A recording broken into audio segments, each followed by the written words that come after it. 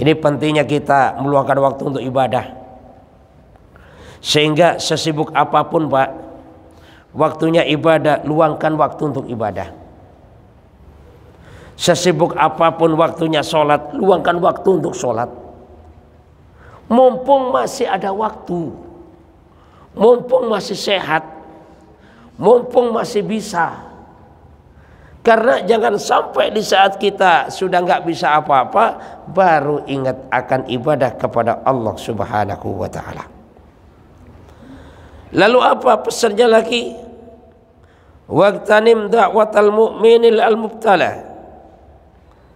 Dan selalu mintalah doa kepada orang-orang beriman yang sedang ditimpa musibah atau diuji oleh Allah Subhanahu wa ta'ala. Ini pesan Salman Al-Farisi kepada budaknya, jangan sampai kau tinggalkan kesempatan mendoakan orang-orang beriman yang kena bencana. Ya. Jadi kalau ada saudara kita lagi ada masalah, lagi kena musibah, jangan tambah disumpahin Pak. Kita doakan. Dan kita pun juga minta doa kepada orang yang seperti itu. Kita doakan, bahkan kita bantu semampunya. Itu ciri-ciri orang beriman.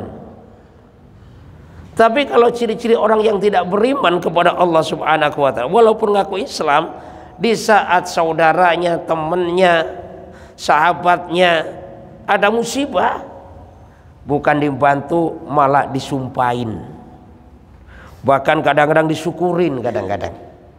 Dan makanya kita mudah-mudahan terhindar daripada sifat-sifat yang demikian. Kita mendoakan kepada saudara kita yang kena musibah, yang kena masalah.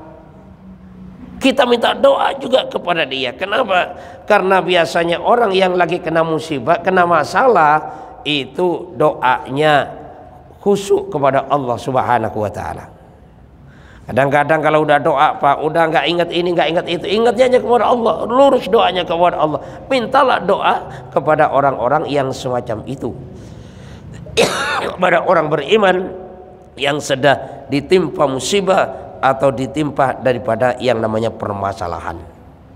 Karena yang namanya kehidupan seseorang ini nggak lepas daripada yang namanya masalah.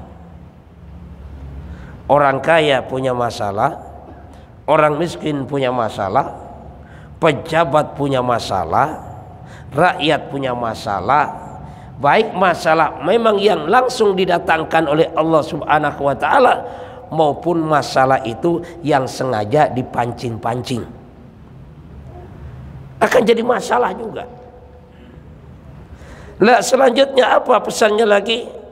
Warhamil yatimah wamsa birasihi. Dan kasihanilah, sayangilah anak yatim. Ya, jadi kalau ada anak yatim Pak, kita sayangin. Nyayanginnya bagaimana? Dengan cara diusap kepalanya, kemudian wa'at'imhu min tu'amika, dan kasihlah makan anak yatim dari apa yang kamu makan. Artinya apa di sini? Jadi ngasih anak yatim itu jangan sampai ngasih makanan yang beda dengan kita. Misalnya kita makannya daging, karena anak yatim kita kasih kangkung saja. Jangan seperti itu, ya. Jadi sayangilah anak yatim, usap kepalanya, kasihlah makan dari apa yang kita makan. Atau bahkan kasihlah duit, kalau kita punya duit, kita sayangi dia dan kita usap daripada kepalanya. Kenapa? Karena itu yalin qalbuka wa tatruku hajatuka. Dengan demikian maka hatimu akan menjadi lembut dan hajatmu akan tertunaikan. Ini pesan daripada Salman Al-Farisi. Jadi kasihanilah anak yatim, sayangilah anak yatim, usap kepalanya, kemudian kasih makan dari apa yang kamu makan, maka hatimu akan lembut dan hajatmu akan tertunaikan. Karena Rasulullah SAW ini sangat menyayangi anak yatim, Pak. Karena Rasul pun juga terlahir dalam keadaan yatim. Anak yatim ini, Pak, termasuk anak yang perlu disayangin, karena bapaknya sudah nggak ada. Makanya kalau ingin terkabul hajatnya, sayangilah daripada anak yatim. Apalagi misalnya anak yatimnya masih kecil, anak pertama, sering kita usap kepalanya, sering kita gendong, sering kita kasih makan, dan kita sering kasih duit. Makanya kalau ada niat yang kita melakukan seperti itu, Pak, bukan hanya dapat pahala, bahkan emaknya pun akan didapatkan tuh. Kenapa? Karena menyayangi anaknya, dan hati akan lembut, hajat pun akan terkabulkan. Makanya lanjutan daripada Salman Al-Farisi tadi, ya akhi fa inni syahadtuhu yauman, yakni Nabi sallallahu alaihi wasallam, wa atahu rajulun yasku ilaihi qasawatan qalbihi. Karena wahai saudaraku, sesungguhnya saya suatu ketika, suatu hari, saya melihat ada seseorang laki-laki yang datang kepada Rasulullah sallallahu alaihi wasallam. Apa yang diperbuat laki-laki itu? Yaitu mengeluhkan tentang masalah hatinya yang keras. Ini di zaman Rasul ada seorang laki-laki yang datang, kemudian mengeluhkan hatinya yang keras. Artinya apa? Artinya dia merasa bahwasanya hatinya susah menerima daripada kebenaran, susah dikasih masukan. Pendek kata, keras itu hatinya. Sehingga karena hatinya keras, mau ibadah ini berat, macam-macam berat, sehingga sukanya berbuat lalai, sukanya bermaksiat. Maka laki-laki tadi mengadukan tentang kerasnya hatinya kepada Rasulullah. Apa jawab Rasul? Atuhibbu ayyalina qalbaka wa tatruka hajataka? Qala na'am. Kata Rasul, kamu mau enggak kira-kira agar supaya hatimu lembut dan hajatmu terkabulkan? Qala, kata laki-laki, na'am ya Rasul, saya mau ya Rasul.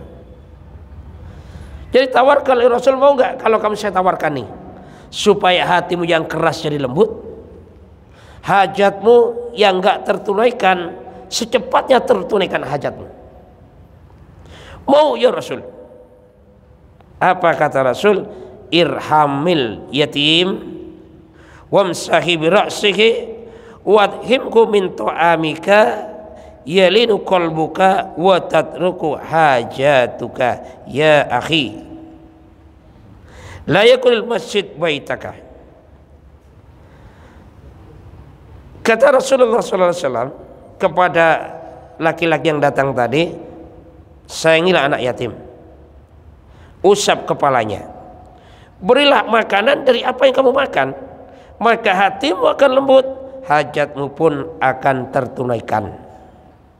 Kemudian hendaklah masjid kamu jadikan sebagai rumahmu. Ini pesan Rasulullah SAW kepada laki-laki tadi. Makanya Pak, kalau lagi banyak hajat, udah deketin anak yatim, usap kepalanya, sayangi dia. Atau bahkan yang sakit, yang penyakitnya nggak sembuh-sembuh boleh itu, ya. Di mana anak yatim datangi, sayangi dia, usap dia kepalanya, gendong kalau bisa, kasih makanan yang dia makan, atau kasih apa yang dia senengin, boleh juga kasih mainan dan sebagainya, pendek kata menyenangkan daripada anak yatim, kemudian doa kepada Allah Subhanahu wa taala, maka hajat akan dikabulkan oleh Allah Subhanahu wa taala. Pesan Nabi selanjutnya, hendaklah jadikan masjid sebagai rumahmu, ya. Karena kata Salman, fa ini sami'tu Rasulullah sallallahu alaihi wasallam yaqul al masajidu buyutul muttaqin. Masjid ini adalah rumah bagi orang-orang yang bertakwa.